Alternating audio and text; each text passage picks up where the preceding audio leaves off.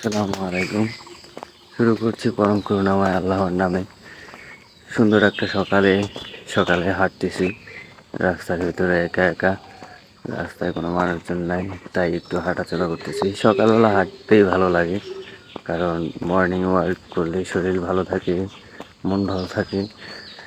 সব কিছুর ভিতরে একটা অদ্ভুত একটা অনুভূতি পাওয়া যায়, যা বলে বোঝানো যায় না। সকালবেলাটা আসলে বাতাসটা এতটা ক্লিন থাকে এবং সব কিছুর ভিতরে একটা ফ্রেশনেস একটা ভাব থাকে, যা সকালবেলা যারা হাঁটাচলা করে তারাই বুঝতে পারে। তাই একটু সকাল সকাল বের হয়েছে হাঁটতে, দেখি একটু হেঁটে হেঁটে যাওয়া যায় কত দূর। তাই একটু হাঁটতে বের হইলাম। এমনি ঘুম আসছিল না, তাই সকাল সকাল উঠে গেলাম, দেখি কত দূর যাওয়া যায়। রাস্তা একেবারেই ফাঁকা, তাই একটু হাঁটতে বের হয়েছি। চারিদিকের পরিবেশটা আসলেই খুব সুন্দর।